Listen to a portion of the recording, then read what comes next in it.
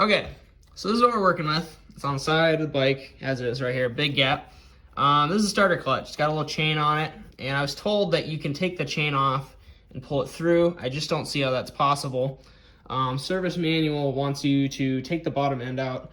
This bike is cut like horizontally, so you'll be able to get to like the crank and stuff. I don't know how big of a pain that's going to be. People say it's a really big job. I'm excited for it. Maybe I shouldn't be, but yeah, this is what we're replacing. If many of you had this issue, it's when you hit the starter and it sounds like keys are in a blender. It's not a good sign. Or it catches and it cranks over good, and then you hit it again and it doesn't. It just spins. You know, you have that spin noise. The Viragos, I think, had it. It's not super uncommon, but I'm glad, you know, someone's finally getting a good video out of it.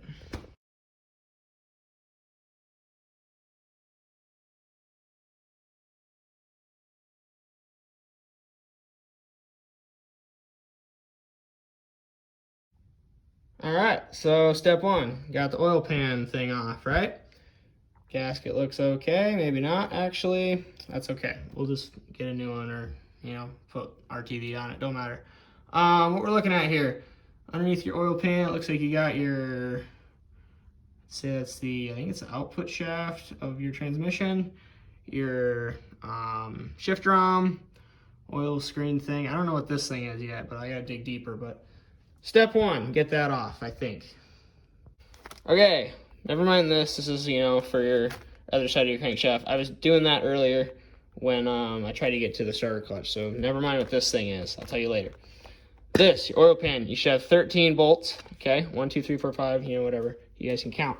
And, you know, this probably isn't like the greatest, the tool that Yamaha wants you to use, but I use a T30 little deal here. My hex heads were a little too small, and this fit just a little better, so that's what I used. I put on a little impact and just went click, click, click, click, click until they all came free, so you don't strip them or whatnot. Because those look like a pain to you know, get vice grips on and whatnot. So yeah, T30.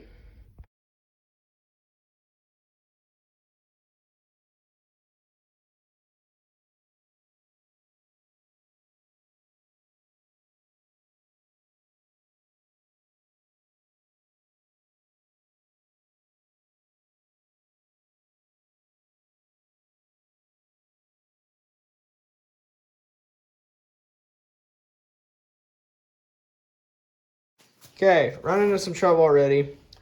Got all the bolts out, except the strainers ones over there, and it won't come loose. So I don't know if I have to take this off first. That's what I'm gonna do. At least undo these bolts. Maybe I have to undo this nut here, and then we'll just go from there. I don't see why you would need to do that, because I feel like that's kind of the access point anyways. But you know, if that lets me see a little bit or lets me pop it out from the inside, that's what I'm gonna do. Boom, got it off. All right, so what should be in there is, it should be a nut like that. It's I think it's a 21. Remember, thing fell off. Oh, it's a 19. It's not reverse threaded. So that would depend which way like the crank spins. Just loosen it, you know, it'll come right off. And then you just kind of shake it off from there. I mean, that's it. Okay, I took this thing off from right there. Okay, and ooh. Anyways, it looks like this. Got the, I think it's called I forget what, a bevel gear maybe? I don't remember what it's called. But it comes off with these little copper metallic kind of pieces. They all look together. There's 3 of them on my XJ750. And then there's a little rubber seal in here. And this is your nut, your 19 millimeter. It should all kind of go back together same way it came. It's kind of hard to do with one hand, but you know, just like this. Boom, boom, boom. Piece of cake, got it. All right, we got it off. That would be this. It's the left side case here, and it's where you're gonna find all the gear, shift selecting stuff. Really complicated, not gonna lie. But I haven't taken anything apart yet. Key components. So you have your gasket, wherever, you gotta make sure your gasket's surfaces are clean. Then you gotta, you have this little, I forget what they're called, not collars, but they're like an oil passage kind of deal. There's one there, and there's one down here. See that? 1, 2. And that's important because that's, you know, oil. Oil is important. So we're gonna tear into this little bit by little bit here. And I might just film this anyways just because, but I'm gonna need both hands for sure. I'm starting to kind of look around. We got a little plug here. Bearing seems good. The, don't really know what that's for yet. Oh, I think that's the, I forget what it's called. The, not the output shaft, the input shaft maybe. Don't know if I have to take that out just yet. We'll find out, but right now it's just making sure I get all of this out and kind of as in one piece as possible. Zoom in on it, make sure you kind of get all the angles. I believe the bike's in neutral right here, so you know, so like what's that tick mark? 4H. The rotors, okay, gap, gap, gap. Yeah, so that would be neutral, that little non-peak part. All right, so trying to find a place to put this so where you can see it. Took this piece out. Piece goes right there. That piece goes right there, and those two things intersect right there. Then these splines here intersect, and it has a washer on the back. Notice. All right, we're gonna talk about the clutch because that's the next thing you gotta take off. But don't panic yet. I've already done this because my computer's finally working and I already did the video. But we have the clutch cover here. It's on the right side of the engine, and it's really big. It's got this big circle on it, and you have 9 T30 bolts that I've been using before, and you'll just you know, hit them, crack them all with the 3/8 ratchet or whatever you got, and then you can hook it. Hook your impact or whatever, zip them all out, try to put them all back in the same spot. It doesn't really matter when you take them out. It only matters, you know, you get them all back in the right spot when you put them back in. So if they're in the wrong spot for now, we'll figure that out later. But quick tip here is when you have the plate in, if you're having trouble, you know, getting it off or worried about breaking it, they make a nice little gap here, okay? So if I take that bolt out, if I have this plate pressed into this case, there's a little gap there, and they give you another little gap here, and you can basically just pry it open. I know it's kind of hard to see. Take these bolts out, just kind of keep them where they're at. So there should be 9 of those too. So if you have the case here, and 1 second. Yeah, okay. All right, so if you have your case, just like that. So here's your engine. There's a shift lever, you know, or not shift lever, clutch lever post. And you're worried about getting this case off. You can kind of tap this open a little bit, and then you can jam a little screwdriver. They leave a little bit of gap. I don't know if you can see that. There's kind of a shadow. A little bit of gap right there. You can tap this open a little bit, stick a screwdriver or a pry bar, whatever you got in there, and just kind of wiggle it open, and that plate should come off nice and easy there. Then you just catch it kind of like a dinner plate, and then you got your, check your gasket out. It'll save your gasket if you do that. Just nice and easy right there. All right, so we're gonna talk about the clutch next because that's the next thing you gotta take off. So once you have your, you know, your plate off and your 9 bolts back in your case or whatever, you got this little spline thing here, this little gear on this post here, the shift lever post, I think, something like that. And yeah, you just want to make sure all these teeth are good and that there's no chips or anything. That could be a big issue if, like, maybe your clutch is binding up or it's not releasing, or if it's sticking, you know. That's always like your first priority. Drain your oil and check that first, and then that can sometimes give you the answer right away.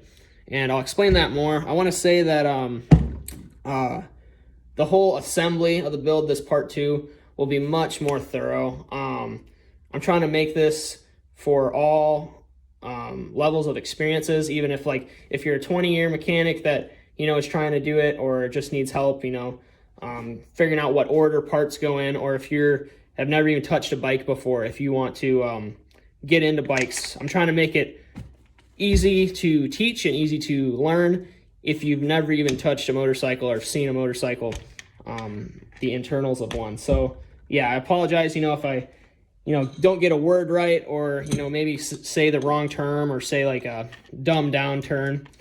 Yeah, I'm just trying to make it accessible for everybody. Next is the clutch though. All right, so we're at the part where we take the clutch apart. Basically, this is your clutch when it's all out of the bike, basically reassembled so nothing gets lost. So this is how your clutch will look in your bike.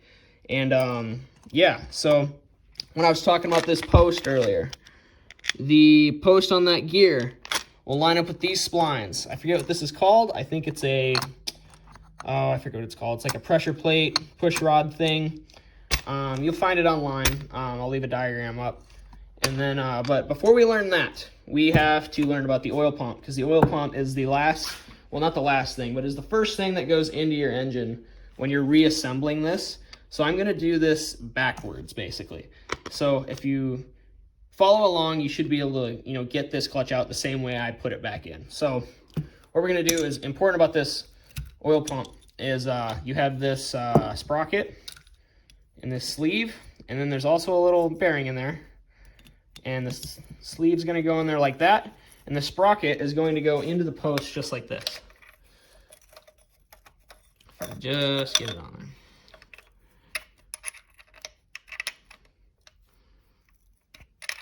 there. Okay, sorry for that. I had to, whoa, camera focus.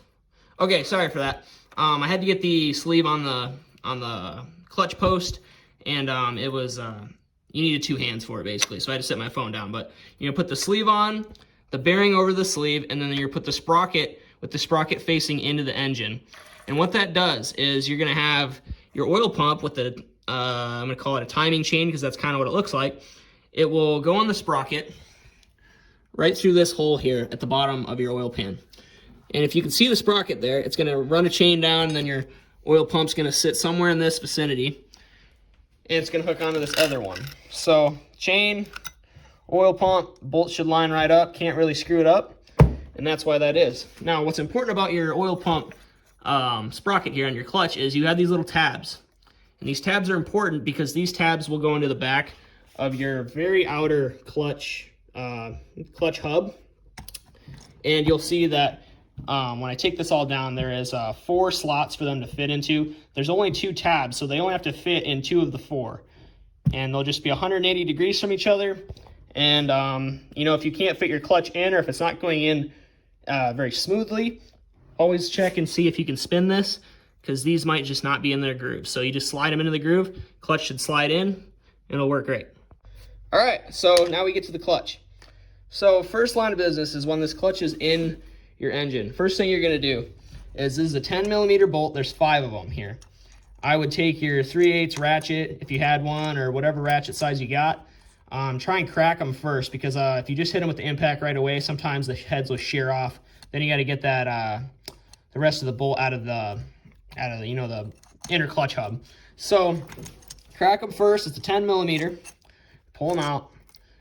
Try and keep the springs with them. Don't separate these parts really. They don't need to be separated. And then you're gonna see that you got this pressure plate here. Lift the pressure plate up, set it down. Okay, looks just like that. Now, so we're facing in on this engine right here, meaning that this is, this will have the little hole in the back facing into the engine, okay? You want the splines up, you want to check the splines, you want to make sure you don't have any damage. If you have damage or, gashes on this, you're going to have a hard time, pulling in your clutch. Your clutch might not be engaging, you might, move while you're trying to pull the clutch in at like a stoplight or something. Always check this first and that post first if you're having clutch issues. All right, second thing is that this little deal has a little washer on it, okay? Well, not a washer, it's like a bearing, but it's also like a little washer. And you just want to make sure you don't lose that or drop it in the engine if you don't have the oil pan out or anything like that. It does come off. I doubt it will. Just be careful with it and leave it on there. It doesn't ever have to come off. Next up, you're going to take your clutch plates and your steel disc out, your friction plates and your steel disc. I think there's 8 friction plates and there should be 7 steel plates. And basically, take note is that I know for a fact that, so you have more of these friction plates, these ones with the little tabs, the little fingers on the end is like I call. You should have more of those. So this will be the first one that goes in when you put it back into the clutch, and then this will be the last one that goes in. So if that's not right, or if you have, just check that you don't have two steels doubled up, if you have one extra one, or, you know, yeah, just check that, you know, if it's not lining up. Also, it should be pretty close to the top. So you kind of just, you know, make a little, just run your finger over it. You shouldn't really be able to press another one in there. It shouldn't have to. It should just be about that tall from the top, and if you got that many and it all looks good, then there you go.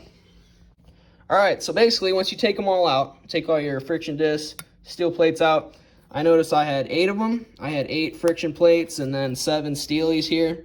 You can inspect this if you want to, you know, if you're looking to get a new clutch or whatever. Look for bluing, gashing, any irregularities in any of them. You also can, I mean, I think this one's pretty well toast. I'm not really sure. This bike was rode pretty hard, so I'd imagine the clutch isn't awesome. But you can take a micrometer and you can measure the thickness of the, you know, it's kind of like a brake pad kind of deal, as I would call it. And then, yeah, you just measure it, and then the service manual should tell you, based on your year, model, whatever bike you are, you know, that's all Yamaha's, basically all dirt bikes, you can do that with all the clutches. So every clutch on every bike is pretty similar to this. So yeah, there's that. All right, next you're gonna take this big nut off, okay? The big nut is there to keep your inner clutch hub and your outer clutch hub onto the clutch post. The clutch post is this. It's got threads on it. You put the nut on the thread and it tightens it down, then you torque it, and then it's all good. It won't come off, or shouldn't come off. What you want to do here before you take the nut off is you got this little, I'm going to remove this, but you have these little tabs, okay? I just took a flathead, you know, pried them back a little bit. They don't have to be super flat. You can take a punch, flatten them out a little bit. And I know this nut's a 30 millimeter. What you want to do is just take your impact, click, click, click, click, click a few times till it starts to turn, and then you can buzz it off. You want to take this and this off, and then, you know, keep them together. They should never have to leave. And then this should come right off the post like so. That post there should slide out. And then what you can do is put all your clutch discs and your pressure plate and your push rod spline thing all back in the way it came. So that keeps you organized and doesn't lose your bolts, doesn't lose your washer or your bearing here or this thing. It's really easy. They're really small. I would recommend doing that. All right, guys, that's where we're going to stop today. I feel like we got, well, not today. It's been a few days, and I apologize for my editing skills. I'm doing this with a laptop and an iPhone right now that I'm being recorded on right now. And I was having some troubles. I wanted to do it with my GoPro. My GoPro was not cooperating, so I apologize. You know, the first bit's a little choppy. It will get better, and I will get more thorough for their, you know, the more advanced techs out there or young mechanics that know a little more than, like, you know, the basic kid coming in. What was I gonna say? We got the clutch out, you know, the well, not alternator, but, you know, the stator piece out, all your gear shift stuff out, drop the oil pan, oil pump, clutch, and that's a good start. I mean, you're on your way. But really more what I want you to take away from this is I'm not doing this, you know, to get paid, because I don't get paid to do this. I do this because I love this. And I love this, you know, I love the old bikes, especially the Yamahas. I mean, I had a special spot in my heart for Yamahas. They were my first bike, and a lot of you out there, probably the same. Street bikes are amazing. I grew up on dirt bikes, so I like a challenge that's different. But more importantly, rather than doing a step-by-step video, I'm teaching you guys how to persevere. You know, if I run into a problem, you know, you'll probably see me somehow work through it, or I'll talk about how I work through it. And more or less, I want to be the, you know, I want to be like the, you know, when you go through school or when you go through life, and, you know, there's that one person, you know, that like kind of makes the difference, you know, that kind of inspires you to do maybe what your future is headed to. I want to be that teacher, you know, or that person, you know, because I once was that 16-year-old, 15-year-old, however old you were when you got inspired, that little spark, you know, that spark that got you going. I want to be that person for you guys, and you know, anyone watching these videos. I'm 20 years old. I'm from, you know, a town in Nebraska, and I pulled this engine out, you know, by myself. I've done this whole editing thing by myself, and I've done this video, and you can do it, like, and it's just, it's more or less having the confidence to try. You know, I don't have any special tools. I bought these tools off Amazon, Harbor Freight, you know, stuff like that. I mean, there's something to be said about having nice tools, but it's not everything, you know. If you have a will and you have a dream, you know, you'll get through that dream as long as you keep going. So I appreciate all of you that care, you know, about this build. I'm going to keep going, and we are going to get this bike back up and running again, and she's going to be a beast. What was I going to say? I think that's pretty much everything. I mean, I could say 100 million things and, you know, not get out what I want to say, so I'm just probably going to stop.